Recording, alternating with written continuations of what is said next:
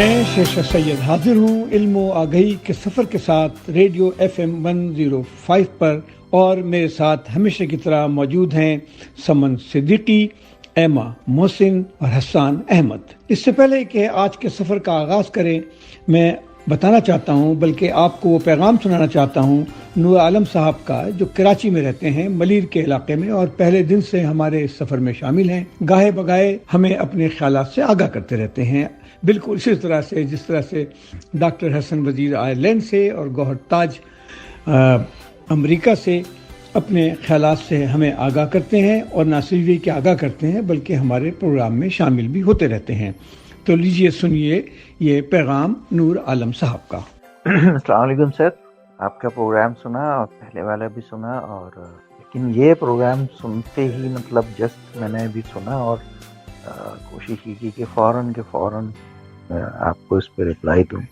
इंतहाई बहुत ही अच्छा प्रोग्राम था सर, स्पेशली ये जो आप परवीन साहिबा के बारे में बता रहे थे। अभी पिछले दिनों में इनके बारे में पढ़ रहा था, इनकी खिदमत सच्ची बात है मुझे नहीं पता थी, मुझे उससे पता चली, फिर बाकी आपके इस प्रोग्राम से पता चली, और इंतहाई अफसोस हुआ कि ऐसे लोगों के साथ हमारे यहाँ क्या सलूक किया जाता है। दूसरा, एनवायरनमेंट बड़ा ही अहम टॉपिक होता जा रहा है सर हमारे यहाँ, क्योंकि मैं पिछले 5-6 साल से जो बर्ड्स की फ़ोटोग्राफी कर रहा हूँ, तो जिन जगहों पर मैं जा रहा हूँ पिछले 5-7 साल से, इतनी तेज़ी से उन जगहों पे बदलाव आ रहा है, यानी कि जो दरख्त हैं वो बहुत तेज़ी से काटे जा रहे हैं। इवन ये सारी वो जगह हैं जो कि बिल्कुल सरसब्ज हुआ करती थी, खेत हैं, ये जंगल तो खैर है ही नहीं, लेकिन उसमें भी बहुत तेज़ी से तब्दीली आ रही है। उसमें जो कुछ नेचुरल हैबिटेट्स होते थे बर्ड्स के लिए या और दूसरी चीज़ों के लिए, उनको बहुत तेज़ी से ख़त्म किया जा रहा है, और ज़रा सी भी ज़मीन नहीं छोड़ी जा रही है।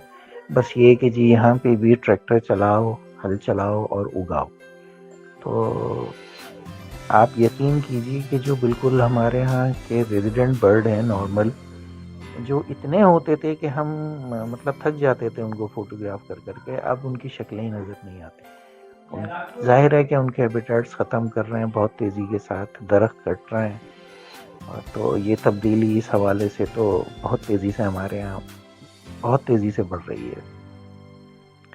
बाकी एक और चीज़ कहना चाहता था सर कि जब हम छोटे थे तो हम देखते थे कि माइग्रेटरी बर्ड्स फ्लॉक के फ्लॉक आया करते थे, हज़ारों की तादाद में, लेकिन इतना कोई शिकार होता है हमारे यहाँ इन मेहमान परिंदों का, इतना शिकार होता है, पता नहीं लोगों के जहन में बस क्या है कि ये क्या कर देते हैं क्या नहीं कर देते हैं।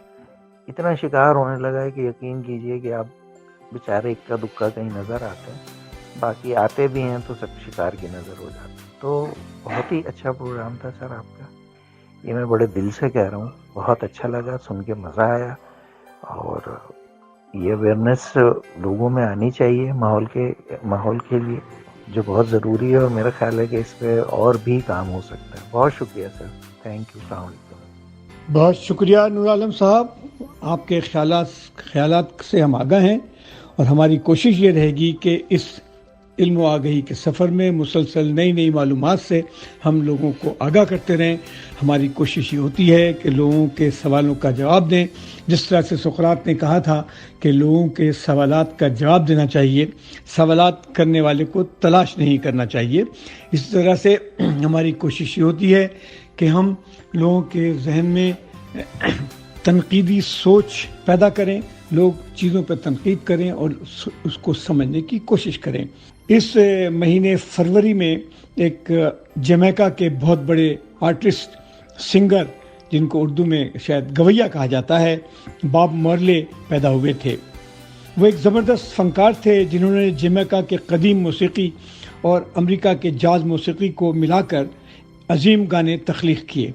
वो मुकम्मल तौर पर अमन चाहते थे, जंग से नफ़रत करते और इंसान की आज़ादी के ख्वाहां थे। उनकी याद में उनका ये गाना आप लोगों को सुनाना चाहता हूँ। साथ ही ये भी बताना चाहता हूँ कि इस वक्त लंदन में बॉब मार्ले की याद में एक बहुत बड़ा इजलास हो रहा है, और उनकी चीज़ों की नुमाइश की जा रही है।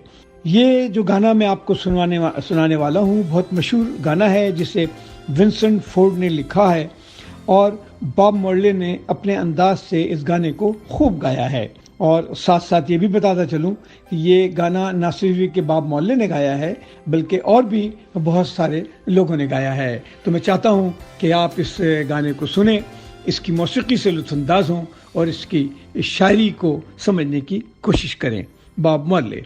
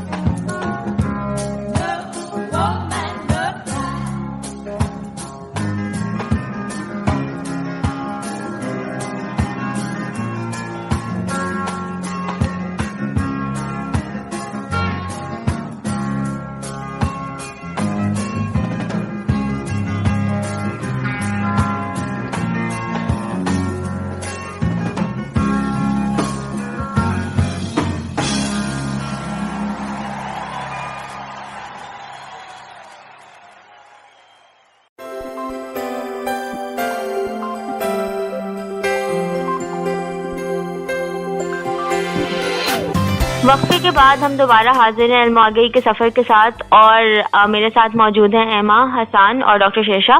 और जैसे कि आप लोगों ने पहले हिस्से में सुना कि नूर आलम साहब ने बात की चिड़ियाओं की और उन्होंने हिजरत करनी बंद कर दिया पाकिस्तान में इन सारी एनवायरमेंटल प्रॉब्लम्स की वजह से, तो ये बहुत मसले की बात है। क्या कहते हैं आप डॉक्टर शेषा? ये बिल्कुल नूर आलम ने सही बात की है कि जिस तरह से माइग्रेटरी बर्ड आ रहे थे वो आना बंद हो गए हैं, और जैसा कि पिछले प्रोग्राम में एमा ने हमें बताया था कि एनवायरनमेंट की तबाही की वजह से ये सारे काम हो रहे हैं। तो बहुत शुक्रिया कि नूर आलम साहब ने इस प्रोग्राम में हमें ये बातें बताई। जी, तो अब हम चलते हैं अपने अगले टॉपिक की तरफ, जो है डॉक्टर एलिजाबेथ ब्लैकवेल। डॉक्टर शेषा, आपको इनके बारे में मालूम है? मुझे ये पता है कि एलिजाबेथ ब्लैकवेल अमेरिका में पहली खातून डॉक्टर हैं, बनी थी, और शायद फरवरी में उनकी सालगिरह होती है, तो आपने उसी लिहाज से उनके बारे में शायद सुना है, तो आप वो बताएं। तो फिर मैं भी एक दिलचस्प बात आपको बताऊंगा कि हिंदुस्तान में पहली डॉक्टर कौन बनी थी और हिंदुस्तान में पहले 2 मुसलमान बहनें डॉक्टर बनी थी। तो पहले आप बताएं एलिजाबेथ के बारे में, तो फिर मैं थोड़ा सा आपको ये भी बताऊंगा। जबरदस्त। तो डॉक्टर एलिजाबेथ ब्लैकवेल की पैदाइश आप बिल्कुल सही कह रहे हैं, फरवरी में थी।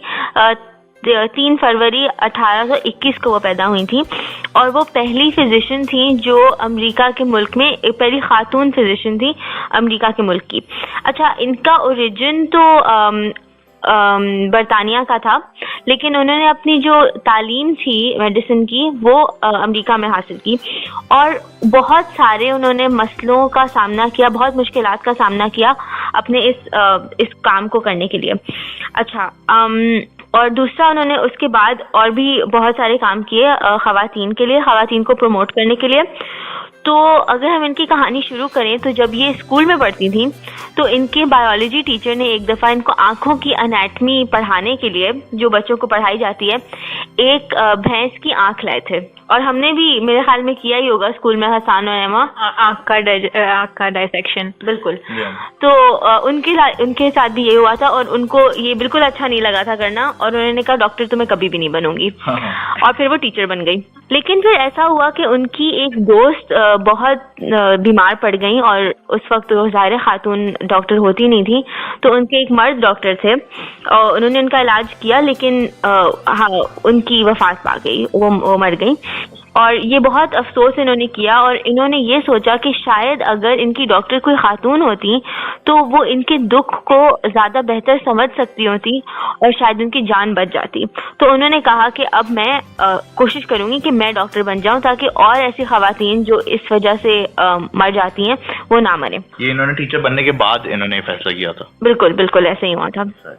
अच्छा, उसके बाद उन्होंने कहा कि मैं अमेरिका जाके अपनी तालीम हासिल करूंगी, इसलिए कि वहाँ पे बहुत मुश्किल हो रहा था उनको बरतानिया में करना।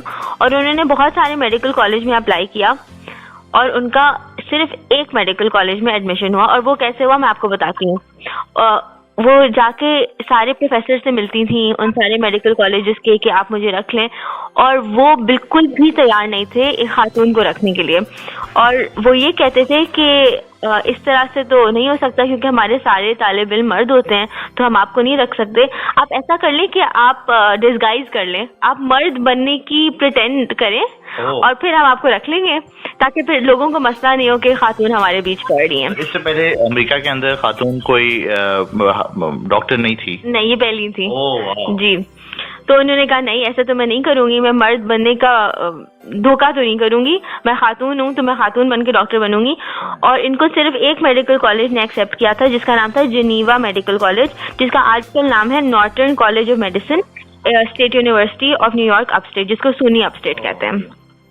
वहां से डॉक्टर बनी थी, और उसका भी कुछ रद्द-ए-अमल इस तरह का था कि बाकी सारे तालिब इल्म से पूछा गया था कि क्या हम एक लड़की को एडमिशन दे दें, और सबने यूनानिमसली कहा था हाँ। और फिर उनका शुक्र है कि सबने जो है वो साथ यूनानिमसली कहा कि भाई हाँ, नहीं तो हो सकता था कि एक भी बंदे को अगर एतराज होता तो हम, यानी वो बाकी लोगों के एक्सेप्टेंस के बिना पे उनको ये मिला, तो थोड़ी अफसोस की बात है, लेकिन अल्लाह का शुक्र है कि हो गया। बिल्कुल। और मुझे अच्छी बात ये भी है कि ये भी मानना चाहिए कि उस जमाने में कुछ बहुत सारे अच्छे लोग भी थे जिन्होंने इस बात को पसंद किया कि एक लड़की को डॉक्टर बनना चाहिए, जबकि पाकिस्तान में अभी भी बहुत सारे लोग मिल जाएंगे जो ये कहेंगे लड़कियों को पढ़ना ही नहीं चाहिए। बिल्कुल। अच्छा, और इसके अलावा और जो इनको मसले फेस करने पड़ते थे जब ये अप्लाई करी थी, वो ये था, दो जो लोग थे वो दो और लॉजिक देते थे। पहली लॉजिक ये थी कि क्योंकि आप खातून हैं तो आप नीची हैं, आप इन्फीरियर हैं, तो आप तो इस लायक ही नहीं है कि आप डॉक्टर बने।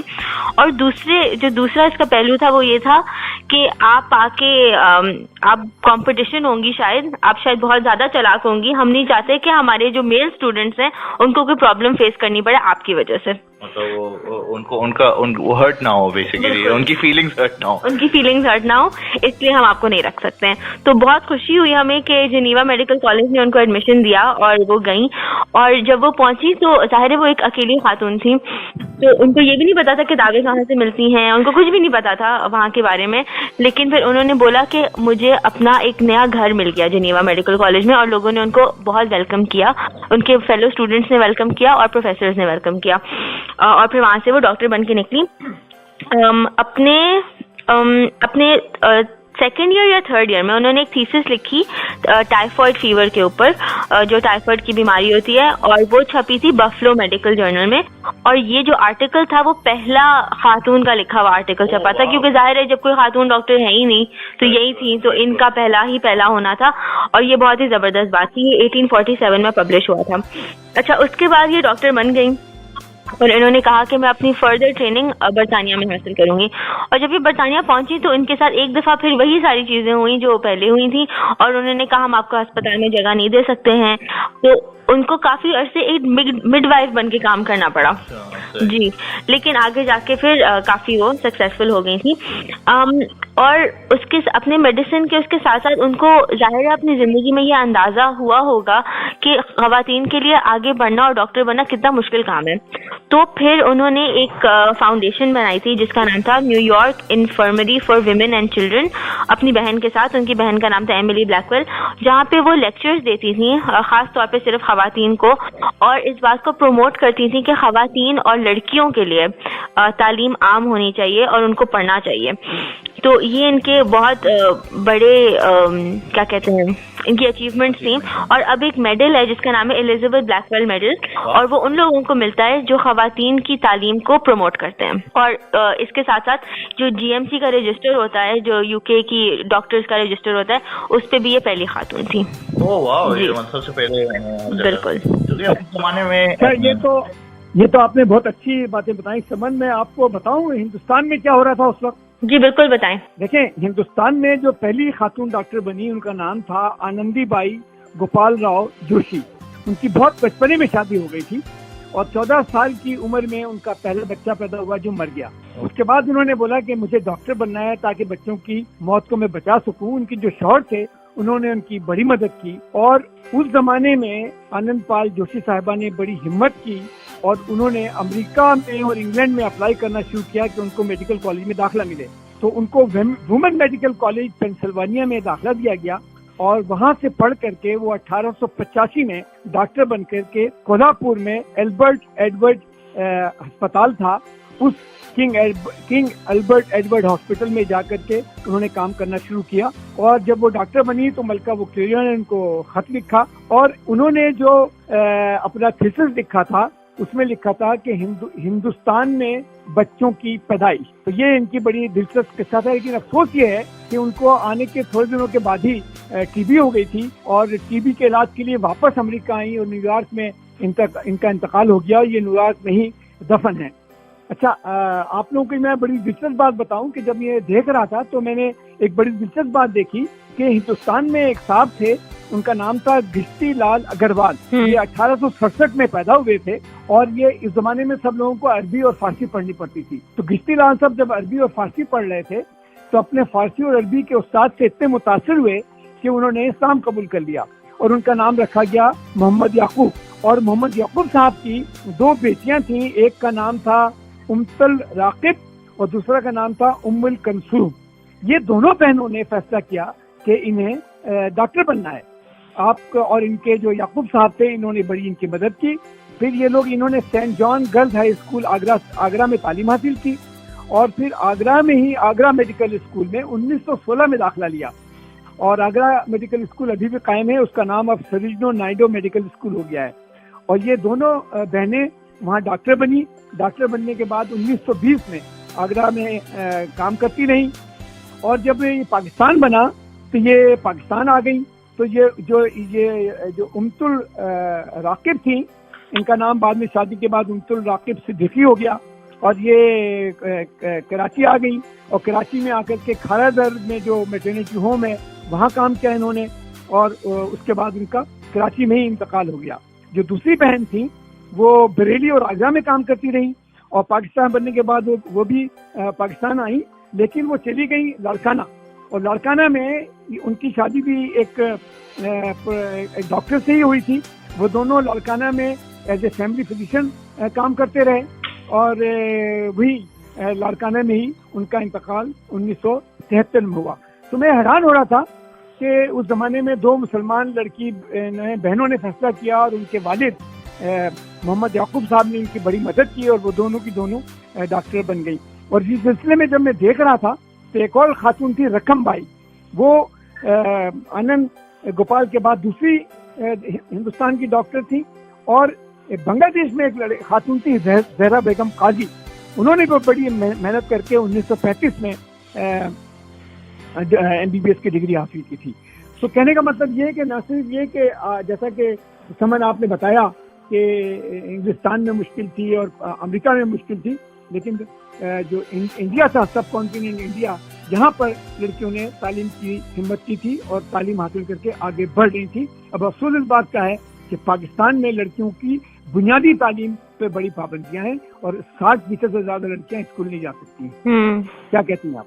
बिल्कुल आप सही कह रहे हैं।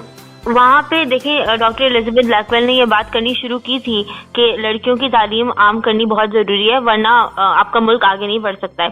और हमारा भी यही मसला है कि हम अपनी लड़कियों को चौथी 5वीं जमात के बाद स्कूल भेजना बंद कर देते हैं, जो जाती हैं, और ज़्यादातर तो जाती भी नहीं है।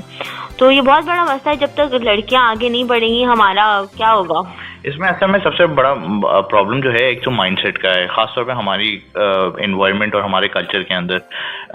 कुछ लोगों ने एक ऐसा माइंडसेट ले लिया है कि अगर हम लड़कियों को पढ़ा देंगे तो वो इंडिपेंडेंट हो जाएंगी, वो खुद कमाना शुरू कर देंगी, तो उनको कंट्रोल किस तरह रखा जाएगा।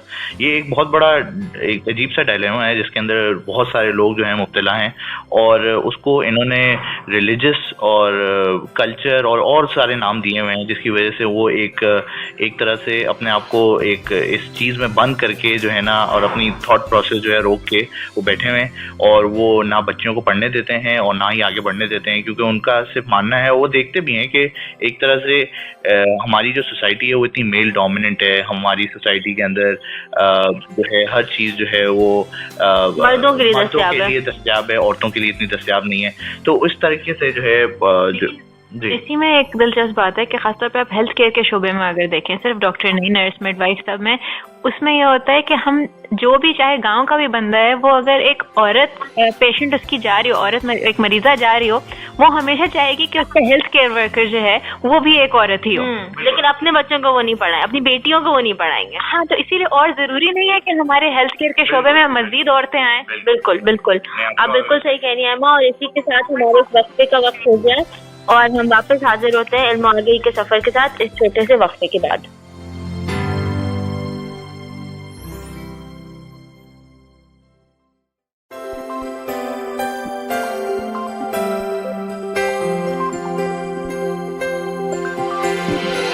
वक्फे के बाद हम दोबारा हाजिर हैं इल्म आगही के सफर के साथ, और आज इल्म आगही के सफर में हम एक ऐसे धात के बारे में बात करेंगे जिसका हमारी जिंदगी पर बड़ा अहम किरदार है। तो एमा, मैं चाहूंगा कि आप हमें बताएं कि फौलाद, लोहा यानी स्टील की क्या अहमियत है, ये दुनिया में कहाँ कहाँ पे मौजूद है, कायनात में ये इसका क्या किरदार है, और लोहा हमारी जिंदगी में किस तरह से दाखिल हो गया हुआ है। और आप तो क्योंकि इंडस्ट्री की बंदी है और फिजिक्स आपने पढ़ा है, तो आपको तो लोहे के बारे में बहुत कुछ पता होगा। तो आप हमें ये भी बताएं कि लोहे की सियासत क्या है और लोहे का इक्तिसादी तौर पर क्या किरदार है सारी दुनिया में। जी, बहुत शुक्रिया डॉक्टर शेषा। तो मैं शुरू करूंगी ये लोहे की थोड़ी सी तारीख के बारे में और उसका इंडस्ट्री में, और उसके बाद हम थोड़ी सी और, क्योंकि सारे बाकी सब लोग डॉक्टर बैठे हैं तो हम उस हवाले से भी कुछ दिलचस्प बातें करेंगे। तो जी, तो उससे सबसे पहले मैं ये कहती हूँ कि आर्कियोलॉजिस्ट जो होते हैं, जैसे जो वो साइंसदान होते हैं जो आपके तारीख चीजों पे, जी, जो आपकी कदीम चीजों के बारे में सूझबूझ रखते हैं और उनको डिस्कवर करते हैं, उनका कहना यह है कि लोहा, जिसको हम मतलब इंग्लिश में हमारे इसके लिए दो लफ्ज होते हैं, एक होता है आयरन और दूसरा होता है स्टील। अमूमन उर्दू में जब हम लोहा बोलते हैं तो हम स्टील के बारे में बात कर रहे होते हैं, नहीं तो दूसरा आपने लफ्ज क्या बोला था लोहे के लिए? फौलाद। हाँ, तो अमूमन आयरन के लिए वो इस्तेमाल होता है। तो जैसे तो उन्होंने ये कहा था कि फौलाद जो है वो तकरीबन इंसान जो है वो उसका इस्तेमाल पिछले 5000 साल से कर रहा है, और जो है वो इसी को एक जब प्रोसेस करते हैं और इसको कार्बन के साथ जो है वो मिक्स किया जाता है तो इसकी जो ताकत होती है वो बढ़ जाती है, तो उसको जो है वो हम लोहा या स्टील कहते हैं। तो लोहा तो फौलाद हम इंसानियत तकरीबन पिछले 5000 से इस्तेमाल कर रही है, और जो है वो लोहे का इस्तेमाल हमारी जिंदगी में पिछले 4000 साल से है। तो एक और चीज ये है कि अगर आपने किसी ने भी अगर तारीख पढ़ी हो, खासतौर पे कदीम तारीख जो है, तो उसमें हम ना एक मेटल एजेस की बात करते हैं। एक लफ्ज होता है कि एक इंसान पहले शुरू में स्टोन एज होती थी, कि हाँ सबसे पहले वो कहते हैं स्टोन एज थी कि उसमें पत्थर से जो है वो इंसान चीजें बनाता था। फिर एक जमाना आया था ब्रॉन्ज एज का। तो ब्रॉन्ज भी जो है वो एक मेटल होता है जो अमूमन कॉपर और टिन का मिक्सचर होता है, एलॉय होता है उसका, जो हमारे साइंस में एक लफ्ज होता है एलॉय। अगर दो मेटल्स जो हैं वो मिलके एक और वो बनाए तो उस जमाने में ब्रॉन्ज का इस्तेमाल बहुत है। तो जो ब्रॉन्ज एज थी उसमें जो कुछ हमारी मशहूर क्या कहते हैं सिविलाइजेशंस थी, जैसे यूनानी उस जमाने में जो है वो उरूज पे थे, तो वो लोग अपनी सारी चीजें जो है वो ब्रॉन्ज से बनाते। तो उन्हीं दिनों जो है वो आपका सबसे पहले पहिया इन्वेंट हुआ था, तख्लीक हुआ था। अच्छा, उसके बाद ये कहते हैं कि एकदम से जो है ना कुछ इस तरह से हुआ कि जो तिजारत थी या कुछ एक डिसरप्शन आई और ब्रॉन्ज इतना अवेलेबल नहीं था, या क्या हुआ कि इंसान ने ज्यादा से ज्यादा ये आयरन और फौलाद का इस्तेमाल करना शुरू कर दिया। और उसकी एक वजह ये भी थी कि पहले जो है वो जब ब्रॉन्ज से सब चीज बनती थी तो उनको था कि नहीं फौलाद जो है ना बहुत ही नरम है, इतना आसान नहीं है। फिर उनको जब ये दूसरे प्रोसेसेस करने आए कि देखें अगर वैसे तो ये बहुत जल्दी, जैसे हम ये कहते हैं ना कि इस पे जंग लग जाती है फौलाद पे बहुत आराम से, तो लेकिन जो स्टील होता है, लोहा होता है, उस पर तो आराम से जंग नहीं लगती है। होता वो भी फौलाद का ही बना, लेकिन उसके अंदर कुछ दूसरी चीजों की मिलावट होती है, कुछ और दूसरे मेटल्स होते हैं जिनके साथ मिक्स किया जाता है, या कार्बन होता है, या कुछ केसेस में फास्फोरस। हाँ, ये सारे आपके इंडस्ट्रियल प्रोसेसेस होते हैं जो एक इंडस्ट्री में या मिलों में जो है वो किए जाते हैं। बहुत फेमस स्टील का वो है स्टेनलेस स्टील, जो है हम लोग हर जगह देते हैं ताकि रस्ट ना लगे, तो उसके अंदर इम्प्योरिटीज निकाल दी जाती हैं ताकि वो उस तरीके से बने। स्टेनलेस स्टील की खास बात यह है कि उसमें जो है ना क्रोमियम के नाम का एक और मेटल होता है, उसकी अच्छी खासी मकदार होती है, तो इस वजह से उसको रस्ट नहीं लगती है, जंग नहीं लगता है उसे। तो मजे की दिलचस्प बात यह है कि जब इंसान ने ये प्रोसेसेस समझने शुरू किए, जैसे कहते हैं कि जो छठी आपकी 6th सेंचुरी BC थी, छठी सदी, हाँ ये उससे BC को क्या कहते हैं मुझे याद नहीं आ रहा है, हज़रत ईसा से पहले। जी, तो आपकी जो ये छठी सदी थी कबली मसीह, उसमें जो है ना ये मुख्तलिफ जगह, और इसी टाइम पे आपकी आयरन एज शुरू हो रही थी, यानी फौलाद की एज शुरू हो रही थी। तो हुआ क्या कि ये जो है चाइना में, चीन में उन्होंने ब्लास्ट फर्नेसेस बनाने शुरू किए, जिससे उन्होंने इसके ऊपर कंट्रोल हासिल करना शुरू किया, किस तरह से हम मेटल या लोहा इस्तेमाल करना चाह रहे हैं हम उसको बना कैसे सकते हैं, उसका प्रोसेस कैसे कर सकते हैं। तो ये उस जमाने की कटिंग एज टेक्नोलॉजी थी। ठीक है, ब्लास्ट फर्नेस जो होता है, क्योंकि आपको हीट इतनी ज्यादा रिक्वायर्ड होती है इस मेटल को मोल्ड करने के लिए, तो आप ब्लास्ट फर्नेसेस बनाते हैं जिसकी वजह से टेम्परेचर जो कि आमतौर पे आप अचीव नहीं कर सकते, आप ब्लास्ट फर्नेस के अंदर अचीव कर सकते हैं। जी बिल्कुल, जैसे देखें जो भी आपका मेटल होता है, लोहा होता है, खासतौर पे आप उसको पिघला के शक्ल देते हैं जिस चीज की आपको करनी होती है। तो उसका कंट्रोल करना कि कैसे उसको इतना गर्म करके उस हालत पे लाया जाए, ये बहुत बड़ी टेक्नोलॉजी थी, क्योंकि पहले जो है वो हथौड़ी से और इस सब से बनाया जाता था, तो इतना इफेक्टिव तरीके नहीं थे।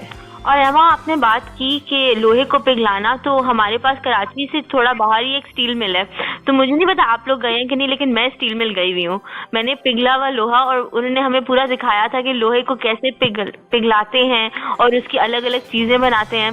तो जो पिघला हुआ लोहा था ना, वो वाकई बिल्कुल उसमें से लाइट निकल रही थी। वो इतना जो मूवीज में जिस तरह से देखते हैं कि पिघला हुआ लोहा अगर है तो वो वाकई बिल्कुल ऐसे ही होता है, और वो लोहा बह रहा होता है लावा की तरह। हाँ, वो बहुत जबरदस्त चीज थी। अगर मौका मिले तो जरूर स्टील मिल को विजिट करें। जी समन, आपने स्टील मिल की बात की, इसके ऊपर मैं आती हूँ इंशाल्लाह जरा सी देर में। अभी मैं जरा सी तारीख को मुकम्मल कर लूँ। तो यही बात है कि जब ये इंसान ने कंट्रोल हासिल करना शुरू किया लोहे के ऊपर, तो उसने देखा कि भाई ये तो बहुत मुफीद चीज है, और उससे कहते हैं कि आयरन एज शुरू हुई, और उसमें जो आपके रूमी जो हैं उनका जो उन्होंने इसके ऊपर बहुत अच्छा कंट्रोल हासिल किया, तो वो जो है वो उस जमाने के सुपर पावर थे, जहाँ हमें पता है। उसी तरह से जो आपके ये मेसोपोटामियन सिविलाइजेशन थी, जो साइरस द ग्रेट था आपके पर्शिया में, वो लोग भी कहते थे रूमी और ये जो फारसी हैं ये आपस में एक टक्कर के हैं, तो उनका भी टेक्नोलॉजी की बहुत बड़ी वजह थी उनकी। इसकी वजह उनकी थी कि वो आतिश कदा भी थे। वो उनका जो गॉड था वो आग की पूजा करते थे, तो उनके लिए ये फर्नेसेस और ब्लास्ट फर्नेसेस जो है ना चीजें एक रिलीजियस चीज थी। ठीक है, लेकिन उसको उन्होंने अपनी टेक्नोलॉजी के साथ मिलाया, और उसी से जो है वो दुनिया में आगे जो है वो जा सके। तो इसी तरह से मुख्तलिफ प्रोसेसेस इसके बनते रहे, और आज जो है वो लोहे की, स्टील की तकरीबन कोई 2000 किस्म के ग्रेड्स हैं। तो मेटल के जो ग्रेड्स होते हैं, मतलब यही होता है कि डिफरेंट टाइप्स के, कि इसमें थोड़ा सा जैसे स्टेनलेस स्टील की हमने बात की कि इसमें क्रोमियम डला हुआ है, हाई क्वालिटी से लो क्वालिटी। और इसी तरह से एक बहुत मशहूर स्टील कहलाता है दमास्कस स्टील, जो दमिश्क शहर के ऊपर इसका नाम है। इसके बारे में मुझे थोड़ा पता है कि ये तलवारें बनाने में इस्तेमाल होता था एक जमाने में, इसकी जो है एक स्पेशल पैटर्न होता था इसके स्टील पे दमास्कस के। जी हसन, आपने बिल्कुल सही बोला। दरअसल हुआ ये था कि दो आपके इस्लामी स्कॉलर्स होते थे, आपके मुसलमान आलिम, अल किंदी और अल बेरूनी के नाम से, जिन्होंने खूब तलवारों के ऊपर लिखा, और उसी से उस जमाने में, और ये लोग रहते थे दमिश्क के करीब, तो इन्होंने जो स्टील बनाया ना, या इनकी तालीमात के बाद जो स्टील बना, वो लोगों को लगता है कि वो जो है ना दूसरी तलवारों को बिल्कुल तोड़ देता था, और उसको खुद कुछ भी नहीं होता था। तो लोगों को लगता है कि वो ये कितना सख्त किस्म का स्टील है। मजे की बात ये कि वो एक्चुअली सख्त किस्म का स्टील नहीं है, नहीं, वो बस बहुत तेज है। ठीक है, तो वो इतना तेज है, और उसके ऊपर जो पैटर्न की आपने बात की है वो बिल्कुल एक पानी की तरह का पैटर्न होता है। अच्छा, मजे की एक बात ये है कि हालांकि ये चंद सौ साल पुरानी टेक्नोलॉजी है, इसको रेप्लिकेट या इसको दोबारा किसी ने बनाया नहीं, और अब जाके बनाना शुरू किया। और इसकी भी टेक्नोलॉजी की खास बात शायद ये है, मुझे सही से इतनी याद नहीं आ रही, वो ये है कि कुछ मेटल्स की एक प्रोसेस होता है हीट ट्रीटमेंट के नाम से, कि आप लोहे को बनाने के बाद उसको किस तरह कितनी गर्माइश पे ले जाएं, तो उससे भी उसकी प्रॉपर्टीज बदल जाती हैं। तो ये इस फील्ड को, जो पूरी मेटल्स और खासतौर पर लोहे की स्टडी है, इसको मेटलर्जी कहते हैं।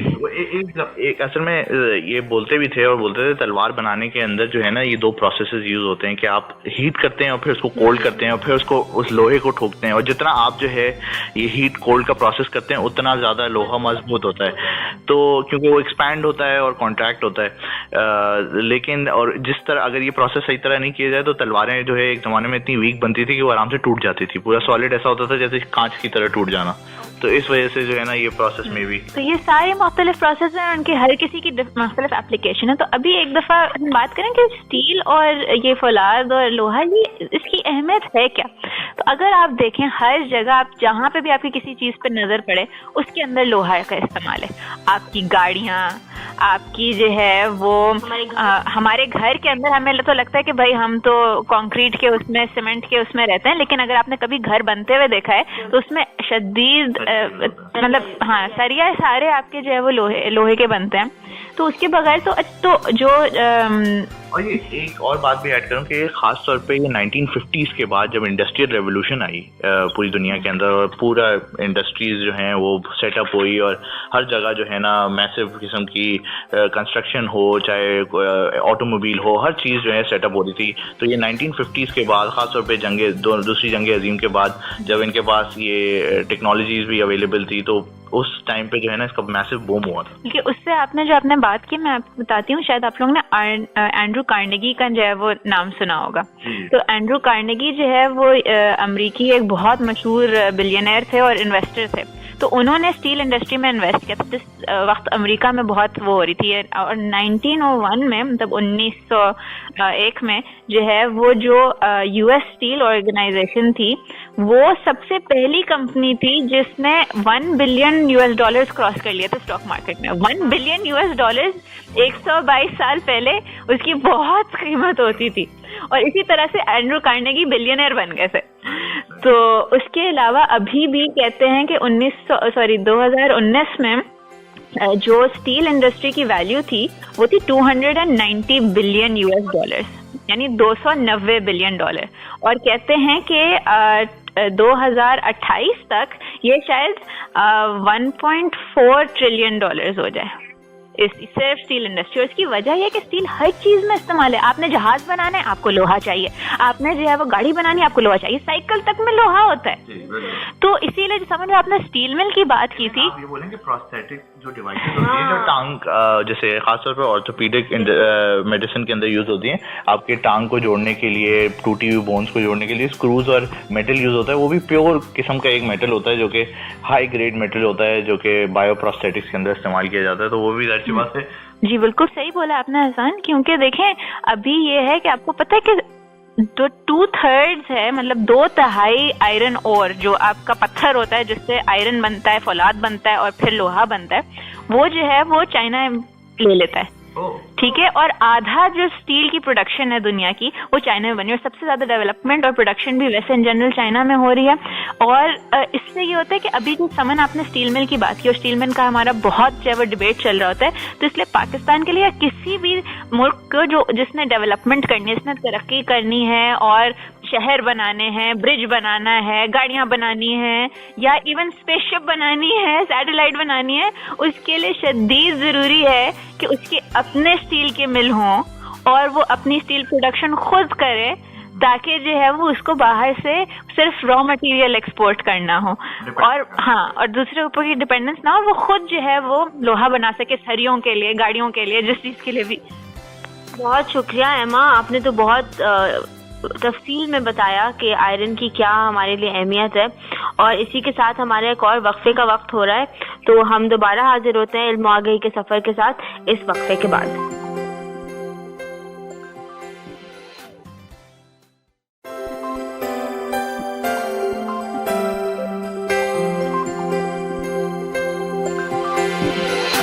वक्फे के बाद हम दोबारा हाजिर हैं इल्म आगाही के सफर के साथ और हम आज बात कर रहे हैं फौलाद की, यानी आयरन और स्टील की। तो एमा, हम इसी डिस्कशन को आगे लेके बढ़ते हैं, तो आप क्या कहना चाहेंगी?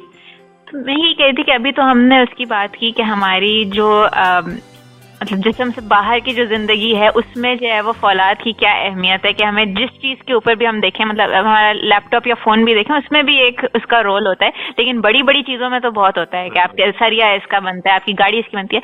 लेकिन आपको पता है कि हमारे जिस्म में भी एक फौलाद का रोल है? अच्छा, आपको पता होगा, आप लोग डॉक्टर्स हैं, लेकिन मेरे लिए एक बात थी और सारे गैर डॉक्टरों के लिए जो है वो एक बात थी कि हमारे जिस्म में भी फौलाद पाया जाता है।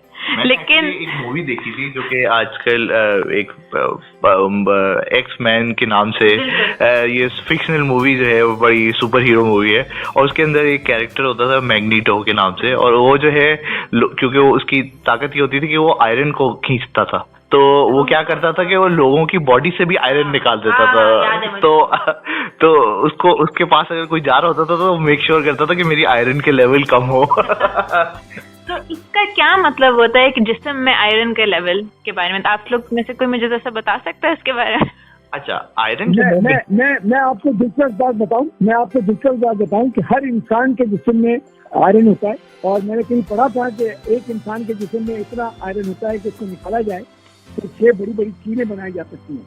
लेकिन हसन और समन, आप लोग तो आयरन की कमी की वजह से आने वाले मरीजों का इलाज करते हैं, और आपको पता है कि अगर आयरन जिस्म में 12 ग्राम % से कम हो जाए तो इंसान बड़ा सुस्त और कायल होकर रह जाता है। जी, हसन, जरा आप बताएं कि इंसानों में आयरन की क्या अहमियत है?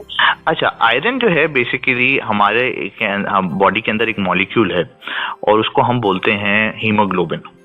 तो हीमोग्लोबिन जो है वो हमारे बताता है कि हमारे खून के उसके लेवल जो होते हैं ना, वो हमें बताते हैं कि हमारे खून के अंदर कितनी आयरन की कमी है और कितनी नहीं है।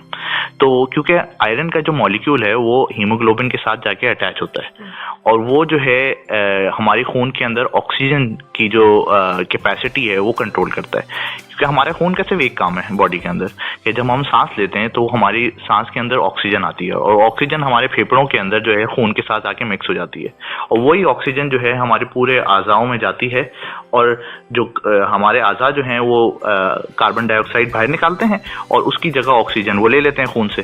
तो ये खून के अंदर जो ट्रैवल का जो ये प्रोसेस है जिससे ये ऑक्सीजन लेना और देना, तो ये एक मॉलिक्यूल होता है जो हीमोग्लोबिन जो है हमारे खून के अंदर वो कंट्रोल करता है। और बस मैं एक बात ऐड कर दूं कि हीमोग्लोबिन जो अपने ऊपर ऑक्सीजन को लेके घूमता है, तो हर सेल, हर खलिए के अंदर वो ऑक्सीजन जाता है और ऑक्सीजन इसलिए जरूरी होता है कि वो खलिया अपने सारे फंक्शंस कर सके, अपने सारे काम कर सके। ऑक्सीजन के बगैर वो नहीं कर सकता है और अपने काम करने के सिलसिले में वो ऑक्सीजन को इस्तेमाल करके कार्बन डाइऑक्साइड बनाता है जो बाहर निकलती है। जी, और क्योंकि अगर देखा जाए एमा, अगर आप एक्सरसाइज करती हैं तो आप थक जाती हैं। उसका रीजन ये होता है कि, और आप नोटिस करें तो आप बहुत जोर जोर से सांस भी ले रही होती हैं।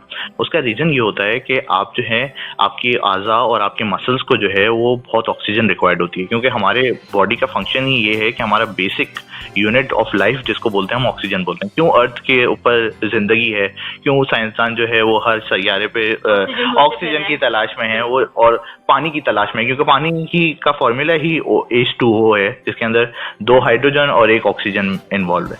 तो हमारा बेसिक यूनिट जो है वही ऑक्सीजन है। तो ऑक्सीजन जो है वो हीमोग्लोबिन के साथ, और ये हीमोग्लोबिन का मॉलिक्यूल जो है वो आयरन से बनता है, तो उसके साथ मिक्स होके पूरी बॉडी में सर्कुलेट करता है और हमें ऑक्सीजन प्रोवाइड करता है। तो इस वजह से जो है ना हमें जो है बहुत आयरन की ज़रूरत है। और आयरन ना सिर्फ इस चीज़ में, आयरन हमारी और चीज़ों में भी हेल्प करता है। जैसे कि स्पेशली जब बच्चे ग्रो हो रहे होते हैं तो हम लोग हमेशा बोलते हैं कि आयरन रिच फूड्स हैं। अब आयरन रिच फूड्स कौन से होते हैं? जैसे सेब जो है आयरन रिच फूड है। इसी तरह कुछ ऐसी चीज़ें जैसे कि कभी आपने सुना हो बचपन में कलेजी खाओ। बिल्कुल। कि अब कलेजी भी एक्चुअली आयरन होता है उसके अंदर, तो ये रीज़न होता है। कलेजी में इतना आयरन कैसे होता है? इसलिए कि कलेजी जो है वो लिवर है और जिस जानवर के और लिवर का काम होता है बहुत सारे बॉडी के फंक्शंस करना, और उसके लिए लिवर को आयरन की जरूरत होती है। तो जो जानवर का हम खा रहे होते हैं उसका भी लिवर यही सारे काम कर रहा होता है, इसलिए उसकी लिवर के अंदर आयरन ज्यादा पाया जाता है। लिवर बेसिकली जो है वो ये है कि हमारे पूरी बॉडी का जो है फैक्ट्री है और सफाई करने की, फिल्टरेशन है। तो वो क्या करता है कि पूरे बॉडी में अंदर जितने भी टॉक्सिन्स होते हैं वो लेता है और उसको साफ करता है। तो पूरी बॉडी का जो खून होता है वो लिवर के अंदर आ रहा होता है साफ होने के लिए। तो इस वजह से सबसे ज्यादा क्वांटिटी ऑफ आयरन जो है वो लिवर के अंदर पाई जाती है। तो इस वजह से जो है, और इसके अलावा आयरन की चीजें हमारी बोन्स की ग्रोथ के अंदर बहुत जरूरत है। खासतौर पे छोटे बच्चे होते हैं उनकी बोन्स की ग्रोथ के लिए, अर्ली ग्रोथ के लिए आयरन की जरूरत होती है। उनके ब्रेन डेवलपमेंट के लिए आयरन की जरूरत होती है। उनके आईज के अंदर जो कोन्स और रॉड के सेल्स होते हैं उसके अंदर आयरन की जरूरत होती है। तो आयरन का सिर्फ एक बहुत बड़ा मसला है कि आयरन हमारी बॉडी से एक्सक्रीट नहीं होता सही तरीके से। कि एक बीमारी है खासतौर पे, अगर आपकी बॉडी के अंदर एक्सेस आयरन आ जाए उसको हम लोग बोलते हैं हीमोक्रोमेटोसिस। यानी बहुत ज्यादा आयरन आपकी बॉडी में, क्योंकि हमारी बॉडी के अंदर आयरन सिर्फ एक ही तरीके से एक्सक्रीट हो सकता है, वो है हमारे स्टूल के अंदर। उसके अलावा कोई तरीका नहीं है, क्योंकि वैसे तो हम स्वेट करते हैं और बहुत सारी चीजें करते हैं लेकिन हमारी बॉडी से आयरन लॉस नहीं हो सकता। यानी पसीने और पेशाब से जो है वो नहीं निकल सकता। सिर्फ स्टूल के अंदर जो है आयरन निकलता है। That's the only way of iron excretion. तो इस वजह से अगर किसी लोगों को बीमारी हो जाए जिसके अंदर हीमोक्रोमेटोसिस, एक्सेस आयरन आ जाए, तो उसके अंदर कुछ लोग तो ऐसे भी देखा जाता है कि एयरपोर्ट से पास से गुजरते हैं तो वो जो मेटल डिटेक्टर होता है तो वो भी अलर्ट होना शुरू हो जाता है कि इतनी आयरन की क्वांटिटी होती है। और उसका इलाज ये होता है कि बार बार उनका खून निकालना पड़ता है। जैसे अनीमिया में खून देना पड़ता है ना, और इस तरह से हीमोक्रोमेटोसिस में लोगों का खून निकालना पड़ता है ताकि आयरन को कम किया जाए बॉडी से। तो वो जो खून निकाला जाता है वो क्या किसी और को फायदा पहुंचाता है? नहीं, आपने एक दफा टीचर से ये सवाल पूछा था और उन्होंने कहा था वो खून इस काबिल नहीं होता है क्योंकि उसमें आयरन ज्यादा है ना, हर चीज का एक बैलेंस मेंटेन करना होता है, तो वो नहीं, उसको नहीं हम डोनेट कर सकते हैं। उस प्रोसेस को हम फिलबॉटमी बोलते हैं। उसके अंदर खून निकालते हैं और जो है ना वो ताकि उसके लेवल जो है मेंटेन, और इन लोगों की ट्रीटमेंट ही यही होती है बेसिकली कि इनको हर टाइम बाद अपना खून निकालना पड़ता है। दूसरी बात है कि अगर खून की कमी हो जाए तो उसको हम क्या बोलते हैं, बहुत फेमस, बहुत ज्यादा कॉमन है। और मैं अभी एक बात बताऊंगा कि खासतौर पे हमारी एनवायरनमेंट के अंदर खासतौर पे लड़कियां जो है ना सबसे ज्यादा सफर करती हैं इससे कि खून की कमी जो है हमारे पास, क्योंकि न्यूट्रिशनल प्रॉब्लम्स है हमारे पास, ज्यादा हमारे पास खुराक जो पे इतनी तवज्जो नहीं दी जाती, और अगर दी भी जाती है तो उसके अलावा भी खाने की जो है ना मतलब क्योंकि हमारी पॉपुलेशन जो है पुअर पॉपुलेशन, खासतौर पे विलेजेस और जो इन गाँव देहात के एरियाज हैं वहाँ पे खाना इतना कम दिया जाता है, इतना कम खाया जाता है औरतों में कि वो खास तौर पे जो है ना वो अनीमिक होती हैं। शहरी खवातीन भी काफी दफा एनीमिक होती हैं क्योंकि खाने की मौजूदगी के बावजूद उनकी ग़िज़ा अच्छी नहीं होती है क्योंकि वो खाती सही से नहीं है। बिल्कुल सही, इसका भी मसला है। लेकिन दूसरी बात ये भी है कि एक्चुअली हमारी एनवायरनमेंट के अंदर जो है ना फूड इतना फोर्टिफाइड नहीं है। जैसे बाहर अगर देखा जाए अमेरिका और उसके अंदर, तो वहाँ पे अनीमिया देखना बहुत कम है, क्योंकि वो देखा जाए तो उनके हर ग़िज़ा के अंदर जो खासतौर पर स्टैंडर्ड मेंटेन किया हुआ है यूएस फूड एंड ड्रग की वजह से, तो उन्होंने जो है एक स्टैंडर्ड ऐसे मेंटेन किया, हर जो खाना प्रोडक्ट आएगी उसके अंदर इतना क्वांटिटी ऑफ सब होनी चाहिए। अब यहाँ पे इतने ज्यादा स्टैंडर्ड मेंटेन नहीं किए जाते, तो बहुत सारी चीजों में आयरन की कमी है हमारे पास। अच्छा, मुझे अब समझ आ रहा है, यानी क्योंकि पहले जो है वो तब मैं डबल रोटी भी लेती थी ना, उस पर लिखा होता था फोर्टिफाइड, तो यानी डबल रोटी, हालांकि उसमें कहने को सिर्फ मैदा या आटा और जो है वो पानी होता है, तो लेकिन वो ये अलग से मिनरल्स और ये आयरन भी डाल लेते हैं, आयरन शामिल करते हैं। अच्छा, और हम मैं आपको एक बात बताऊं कि मैं जब अपने मरीजों को मशवरा देता हूं तो मैं कहता हूं कि आप अपने जिसमें चावल पका रहे होते हैं उसमें एक आयरन की कील डाल दें, उससे भी आपका जो चावल है फोर्टिफाइड हो जाएगा। आप कुछ करी जी समझ? जी, मैं बिल्कुल इसी बात पे आ रही थी कि और कौन से तरीके हैं कि हम अपनी ग़िज़ा में आयरन को शामिल कर सकते हैं। एक तो यही है कि हम अपने खानों में कील डाल दें और उस कील से थोड़ा थोड़ा हल्के हल्के आयरन निकलता रहता है, अब हमारे खाने में शामिल होता रहता है और उससे मिल सकती है। दूसरी चीज़ ये है कि हम कौन से बर्तन इस्तेमाल करते हैं खाना पकाने के लिए, तो अगर हम लोहे के बर्तन इस्तेमाल करें जिसको हम कास्ट आयरन कहते हैं, तो उससे भी थोड़ा थोड़ा आयरन निकलता रहता है और वो हमारी ग़िज़ा में शामिल होता रहता है। अगर इसके मुकाबले में देखा जाए तो अगर हम किसी और तरह का लाइक नॉन स्टिक अगर यूज करते हैं तो उसमें ये नहीं होता है। बिल्कुल।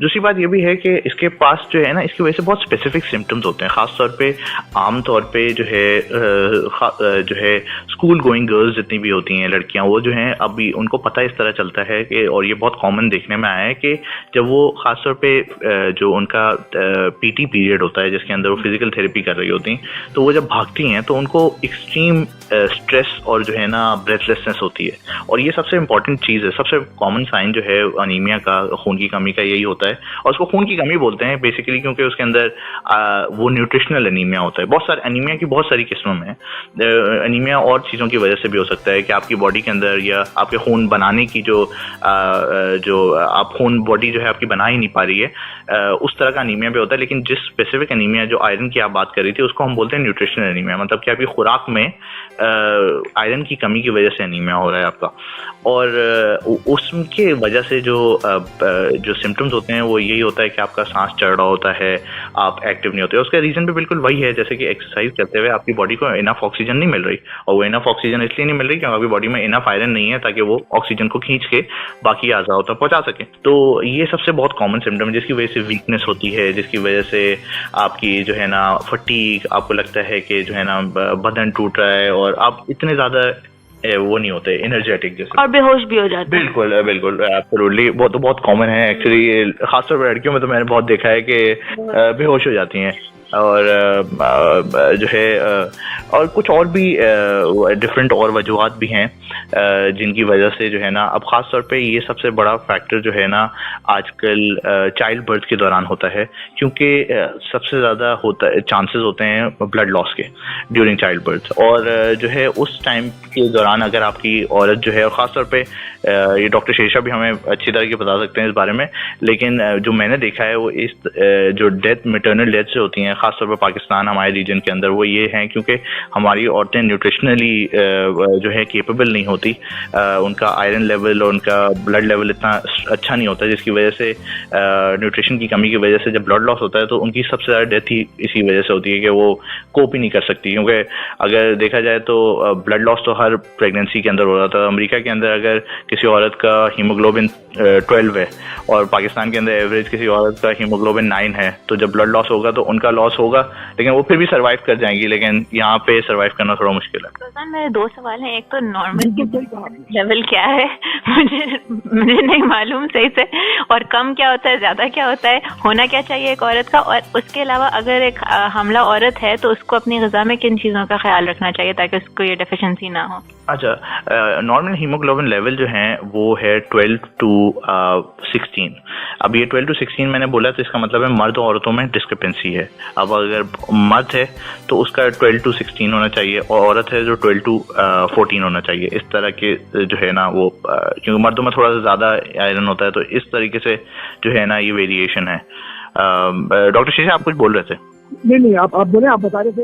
अच्छा, तो दूसरा सवाल आपने जो था वो औरतों के ऊपर न्यूट्रिशन, एक हमला औरत की क्या जी हमला औरत की ग़िज़ा, क्योंकि देखें हमारे पास जो है, सिंस मैंने आपको बताया कि न्यूट्रिशनल प्रॉब्लम्स हैं ऑलरेडी, तो आप जो है मेक श्योर करें कि जब फर्स्ट टाइम औरत कोई हमला औरत आपके पास आए तो आप उसके जो ब्लड वर्क कराते हैं जिसके अंदर आप उसके लेवल्स देखते हैं खून के क्या हैं, तो आप सबसे पहले जो है ना आप उसकी ग़िज़ा देखें। सबसे पहले तो आप उनकी ग़िज़ा इंक्रीज़ कर दें, ख़ासतौर पे आयरन रिच फूड्स के अंदर, ख़ासतौर पे ऐसी चीज़ों के अंदर, गोश्त की अगर कमी है तो गोश्त। अब देखें हमारे पास ये बहुत बड़ा प्रॉब्लम है कि हम लोग जो है ना जो बड़ा गोश्त है वो नहीं खाते, और बड़ा गोश्त जो है वो एक्चुअली जो गाय का गोश्त होता है बेसिकली, और उसके अंदर आयरन सबसे ज़्यादा होता है। अब हम लोग मुर्गियाँ जो है मुर्गियाँ खाते हैं, उसके अंदर आयरन फिर कम है, तो इस वजह से जो है ना ये प्रॉब्लम्स आते हैं। दूसरी बात जो है आप कुछ ऐसे फूड्स जो होते हैं, जी समन आप बोल रहे थे। अब आप बिल्कुल सही कह रहे हैं हसन। मैं खासतौर पे उन लोगों के लिए बोलना चाहूंगी जो इतने अफोर्डिंग नहीं होते, उनको हम क्या चीजें प्रिस्क्राइब करते हैं, तो उसमें ऐसी सब्जियां होती हैं जो हरे रंग की सब्जियां होती हैं, जैसे पालक हो गया, ग्रीन लीफी वेजिटेबल्स, और पालक, हर किस्म के जो साग होते हैं वो हम प्रिस्क्राइब करते हैं। कोई भी चीज जो हरे रंग की हो उसमें आयरन ज्यादा होता है। उसके साथ साथ अगर कोई अफोर्ड कर सकता हो तो हम कलेजी भी कहते हैं कि कलेजी खाएं, और दालों में भी आयरन ज्यादा होता है, फ्रूट्स में आयरन ज्यादा होता है, और रोटी और चावल इन चीजों में आयरन इतना नहीं होता है। पंजों में कितना होता है? अगर मुर्गी के पंज का कोई सूप बना है उसमें होता है क्या? मुर्गी में आमतौर पे इतना आयरन नहीं देखा जाता है। अच्छा, दूसरी बात ये भी है कि इसके मुर्गी में नहीं होता है, मुर्गी में नहीं होता है, लेकिन अंडे में आयरन होता है। बिल्कुल, अंडे में आयरन होता है। और दूसरी बात ये भी है कि हम लोग अगर ये भी सारे क्योंकि ये तो एक प्रोसेस है, क्योंकि आपको डाइट बढ़ानी है तो आपको एक टाइम लेना पड़ता है, कुछ टाइम तक आपको एक डाइट मेंटेन करनी पड़ती है, और ताकि आपका आयरन लेवल्स और सब चीज़ें बढ़े। दूसरी बात ये भी है कि इसके अलावा भी हम लोग जो हैं आयरन टैबलेट्स का बहुत इस्तेमाल करते हैं, खासतौर पर हमारी कम्युनिटी के अंदर जो है ना औरतें खासतौर पर इस्तेमाल करती हैं, हमला औरतें तो लाजमी, तो उसकी वजह से हम जो है ना ये चीज़ें जो हैं टेक केयर करते हैं और मेनटेन कर पाते हैं। और इसके साथ हमारे प्रोग्राम का एंड आता है, लेकिन इससे पहले मैं समझ ये बताना चाहूंगा कि एमा आपने एंड्रयू कार्नेगी का जिक्र किया। एंड्रयू कार्नेगी अमेरिका की एक ऐसी शख्सियत है जिससे मैं बहुत मुतासिर हूँ और उनकी बड़ी कहानी है। अगले प्रोग्राम में मैं बताऊंगा कि एंड्रयू कार्नेगी ने किस तरह से घरों में अखबार फेंक करके पैसे कमाने शुरू किए और पढ़ते थे वो, और किस तरह से वो दुनिया के पहले वाइट इंसान बने जिनके पास $1 बिलियन आ गए, और उन्होंने दुनिया में तालीम फैलाने के लिए और लड़कियों की तालीम के लिए क्या क्या किया, तो ये मैं आपके अगले प्रोग्राम में बताऊंगा। जी जरूर। तो इसके साथ ही हमारा आज का ये सफर खत्म होता है। हम हाजिर होंगे दोबारा से इल्म आगही का सफर लेकर अगले इतवार को। एमा, हसन और समन, आप लोगों का बहुत बहुत शुक्रिया।